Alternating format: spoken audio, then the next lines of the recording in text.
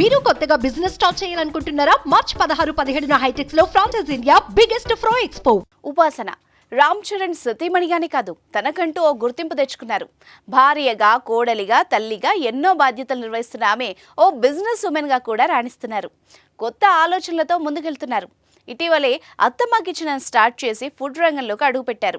మెట్టినింటే కాకుండా పుట్టినింటా వ్యాపారాలని కూడా భుజాన మోస్తున్నారు ఉపాసన.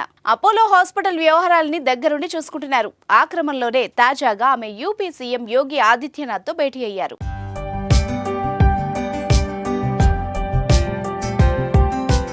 శ్రీరాముని సన్నిధి ఆ అయోధ్యలో అపోలో హాస్పిటల్స్ కొత్త బ్రాంచ్ని ఉపాసన ప్రారంభించారు. అపోలో ఫౌండర్ తన తాతగారైన ప్రతాప్ రెడ్డితో కలిసి ఈ కార్యక్రమాన్ని నిర్వహించారు. అలాగే యూపీ సీఎం యోగి ఆదిత్యనాథ్ని కూడా కలిసి యూపీలో అపోలో సర్వీస్ లాంచ్ గురించి తెలియజేశారు.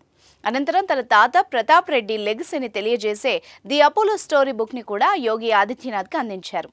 అయోధ్యలో ఉన్నత స్థాయి వైద్య సేవలు అందించడం కోసం అపోలో హాస్పిటల్ని ప్రారంభించడంపై సీఎం ఆదిత్యనాథ్ హర్షం వ్యక్తం చేశారు. ఉపాసన, ప్రతాప్ రెడ్డిలకు అభినందనలు తెలిపారు. అయోధ్యలో రాముడి ప్రాణ ప్రతిష్టని రామ్ చరణ్ మరియు అత్తమామలు చిరంజీవి, సురేఖతో కలిసి దర్శించుకున్న ఉపాసన తాజాగా తన తాతయ్య, నానమ్మలతో పాటు ఇతర కుటుంబ సభ్యులతో అయోధ్య రామునికి పూజలు చేశారు.